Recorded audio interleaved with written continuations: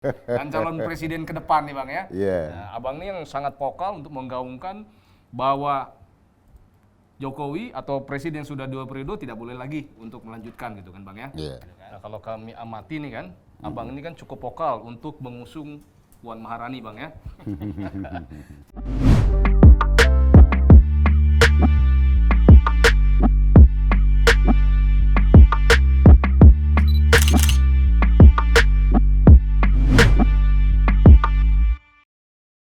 Bang, ini jadi apa? Ruang rapat Komisi 9 atau untuk seluruh itu anggota PDIP di sini?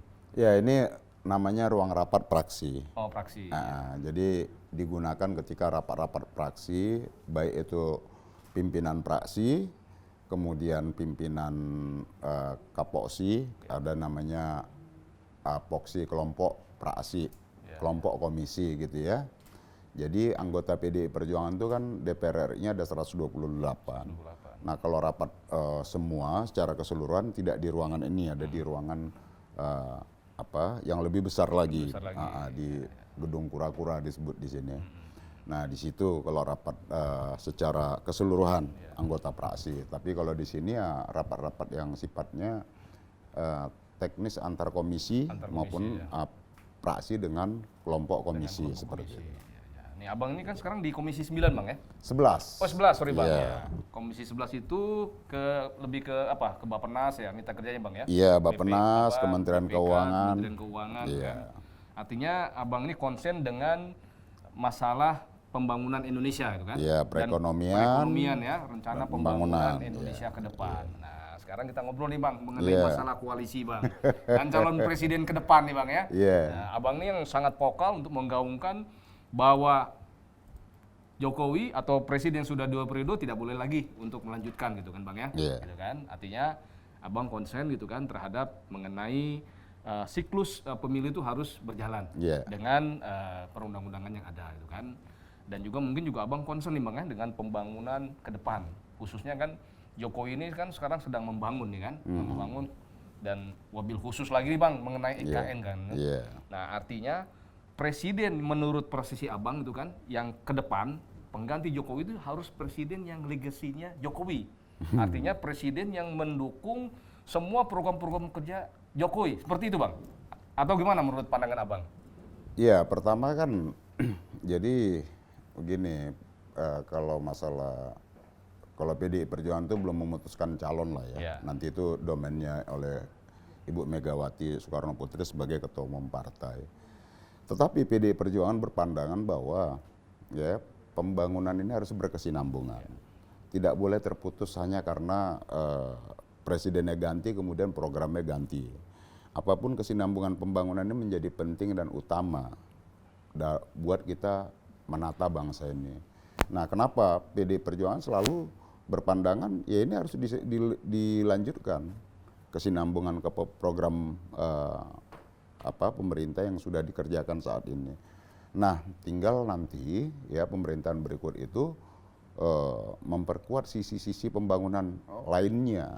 Umpama kalau saat ini fokusnya adalah pada infrastruktur, ke depan itu bisa penguatan selain infrastruktur, penguatan pada mental dan karakter bangsanya.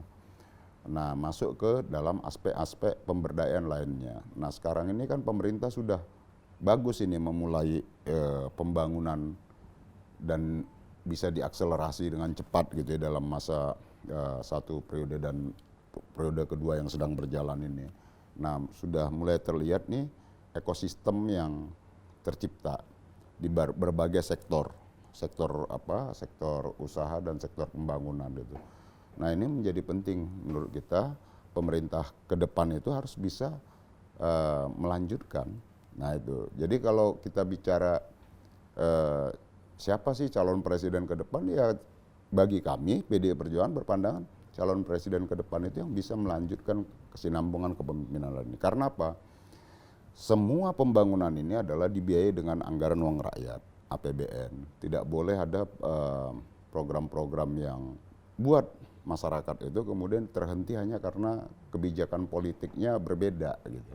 Sayang kan mubazir duit rakyat itu gitu. Oke. Nah, sekarang berkaitan dengan pencapresan nih Bang ya, walaupun Iya. PDIP nih kan belum ada calon yang secara tegas Iya. siapa sih calon dari PDIP Bang ya. Mm-mm. Sekarang kan sudah terdengar nih kan, malah sudah ada yang hiruk pikuk gitu kan, calon-calon bahkan yang sudah dideklarasi gitu kan. Nah, ada calon mungkin kan, ya langsung kita sebut aja Bang, nggak masalah Bang ya. Siapa yang deklarasi? Nah, mungkin satu-satu partai teman abang dulu gitu kan. Oh. Artinya kalau menurut pandang abang gitu kan, tadi abang sampaikan kan bahwa calon presiden yang mendatang tuh harus kesinambungan Mm-mm. dengan apa yang sudah dikerjakan oleh Jokowi. Iya. Artinya kalau ada presiden yang sudah dicap sebagai antitesanya Jokowi, apakah harus ditolak Bang? Ya itu kan nanti masyarakat yang menilai. Nah, kita bukan masyarakat. Tapi menurut hari ini, abang atau menurut PDIP iya, Bang? hari ini kan gini, belum ada capres ya. Ya. Bahwa ada yang mendeklarasi partai, ada yang mendeklarasi, tapi masih bakal calon. Ya. Masih bakal calon, belum capres. Ya. Karena apa? Pertama itu syarat yang diatur oleh perundang-undangan itu kan presiden threshold-nya harus terpenuhi.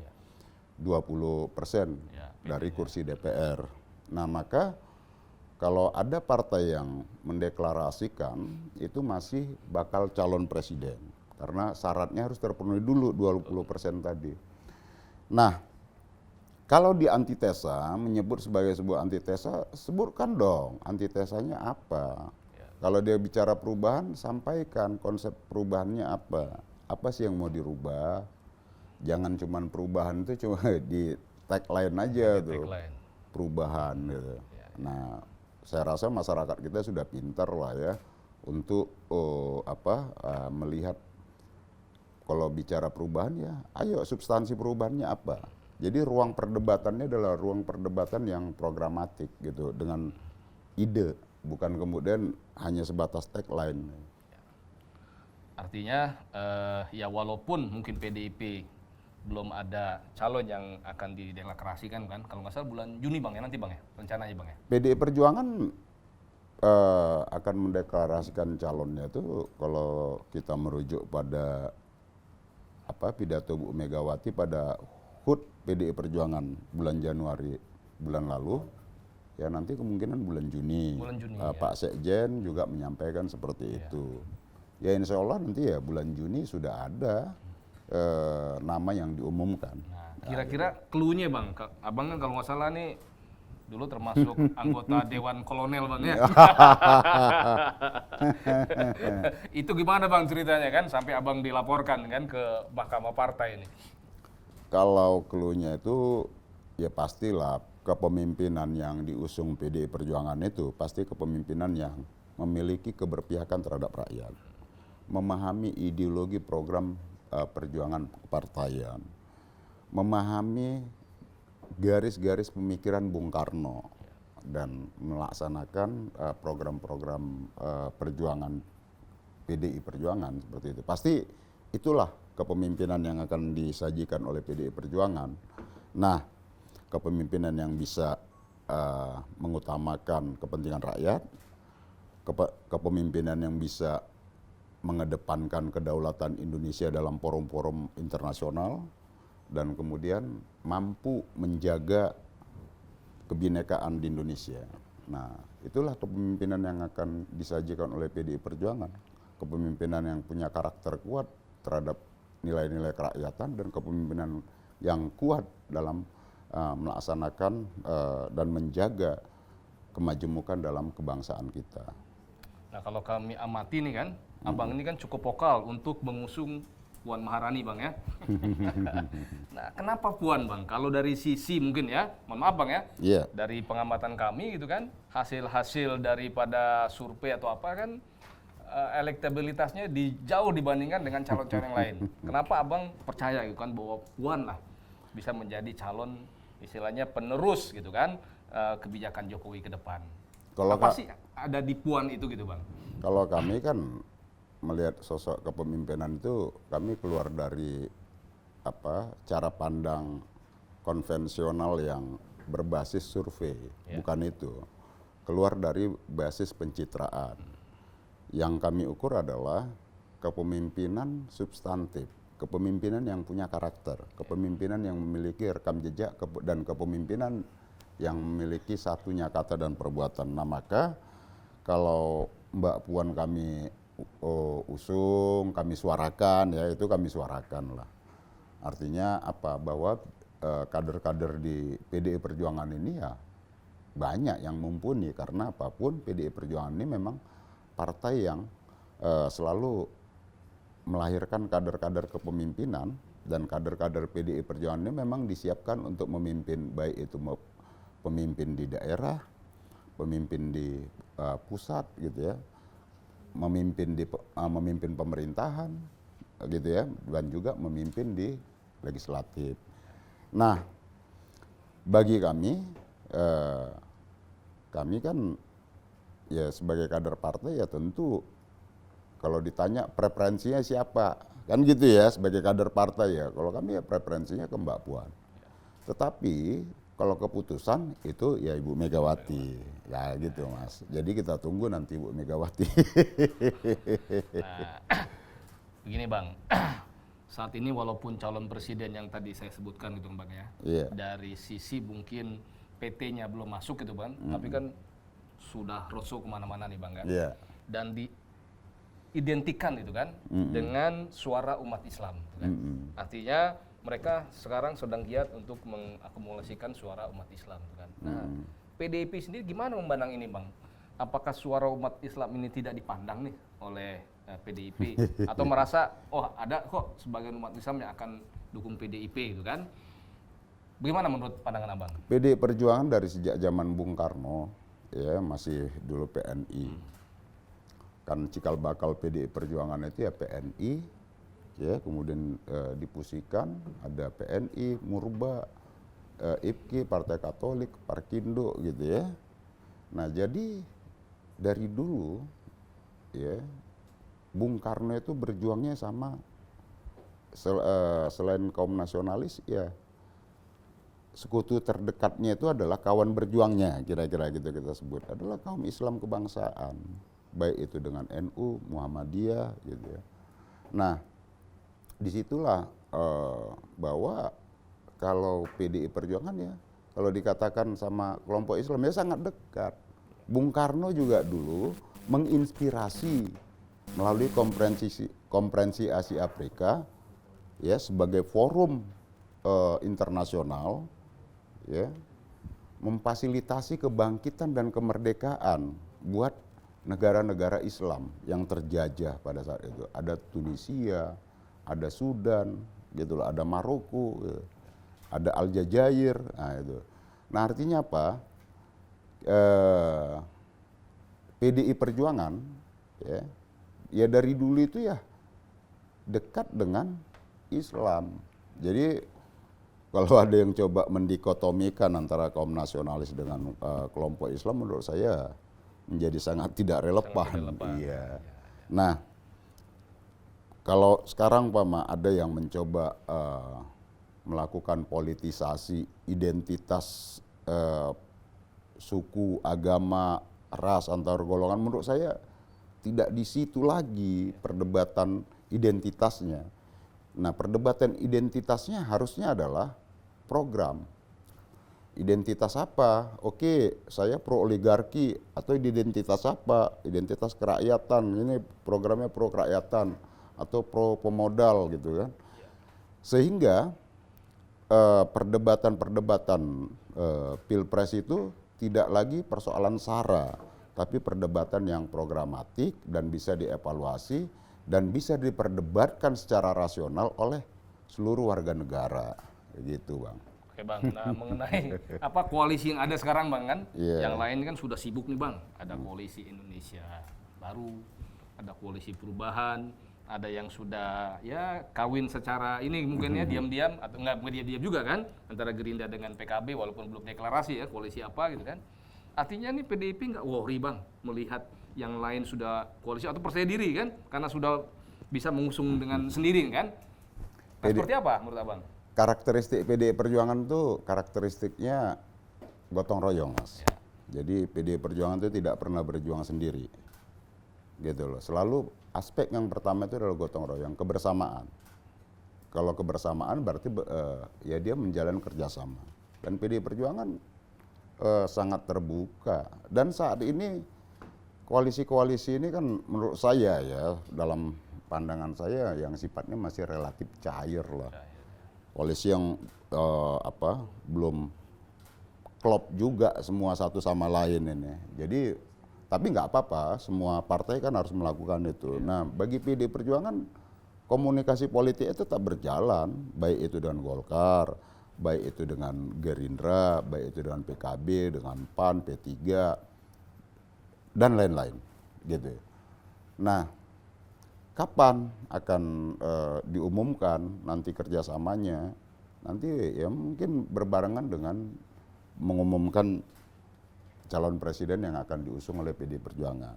Nah, menurut pandangan Abang nih kan, koalisi-koalisi yang ada kan, koalisi Indonesia Baru, koalisi perubahan gitu kan, apakah ini hanya sekedar kepentingan politik semata gitu kan, kekuasaan gitu kan, untuk segera menggalang kekuatan, atau memang ada satu gagasan yang ingin dilontarkan ke masyarakat itu kan, bahwa Indonesia ke depan harus seperti ini gitu. Enggak, saya melihat lontaran gagasan belum ya. Belum ada ya. Yang saya lihat tuh koalisi antar partai politik di Indonesia itu koalisinya sangat cair. Ya.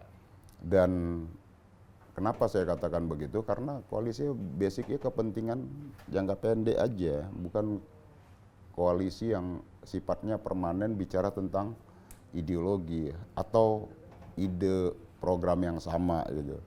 Jadi koalisinya bisa berubah-berubah saat ini karena dia dibangun atas kepentingan, koalisi kepentingan gitu. Tapi kalau koalisinya dibangun atas dasar program yang sama, ya, dia akan bisa panjang, kokoh gitu. Nah Bang, ini mungkin ada pertanyaan yang agak ini kan, menurut saya nih Bang kan. Kalau seandainya Bang, seandainya Bang ya, PDIP memutuskan mencalonkan Puan. Akhirnya Ganjar diambil oleh koalisi lain, gitu kan. Nah, gimana menurut Abang gitu kan? Apakah PDIP akan merapat ke sana atau tetap percaya diri gitu kan, mengusung sendiri Puan Maharani? Ya Gimana pendapat tapi kan kalau kami itu ya jarang berandai-andai lah gitu lah. Ya. Nah, intinya yang saya mau sampaikan adalah tugas partai politik itu kan satu, rekrutmen, kaderisasi, melakukan agregasi dan artikulasi.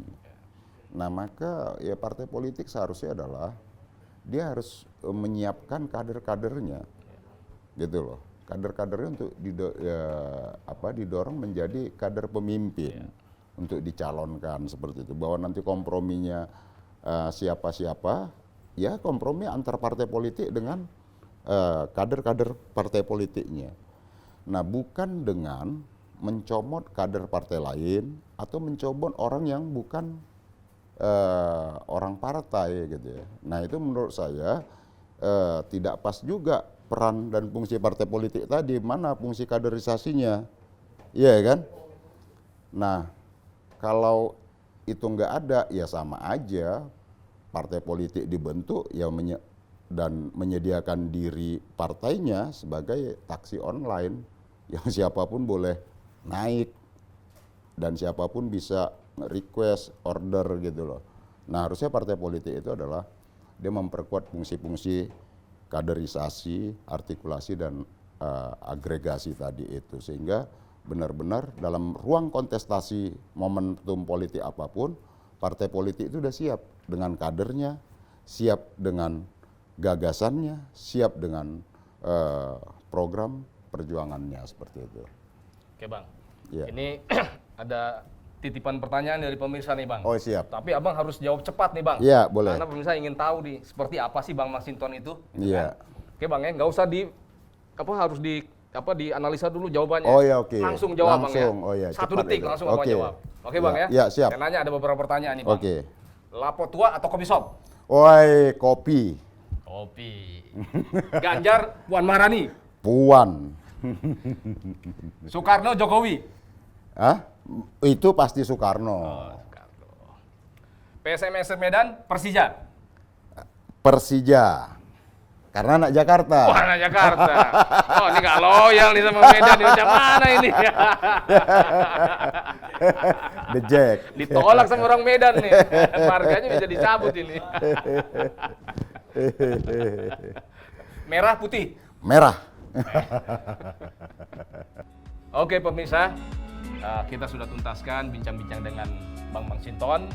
Mudah-mudahan ini memberikan satu wacana ya Bang ya. Tadi beberapa hal, ide, gagasan Bang Masinton cukup menarik.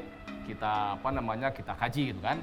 Oke Bang, sebagai penutup bisa sampaikan ide, gagasan atau apa pesan terhadap masyarakat, khususnya mungkin kaum milenial Bang, yang saat ini mungkin akan menjadi suara yang terbanyak Bang ya.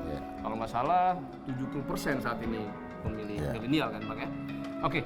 Ya, ayo anak muda, khususnya anak-anak milenial saat ini, saatnya bersuara, saatnya bersikap menentukan masa depan bangsa. Anak-anak milenial harus menjadi motor bagi sejarah kebangkitan Indonesia. 2024 itu adalah momentum demokrasi yang harus kita laksanakan dengan riang gembira, dan saya yakin teman-teman milenial semuanya menyambut dengan riang gembira. Demokrasi itu harus mendatangkan keceriaan, bukan ketakutan. Setuju ya? Jadi mari kita maknai 2024 ini sebagai momentum kebangkitan anak-anak muda milenial Indonesia membangun sejarah kejayaan dan kebangkitan Indonesia merdeka.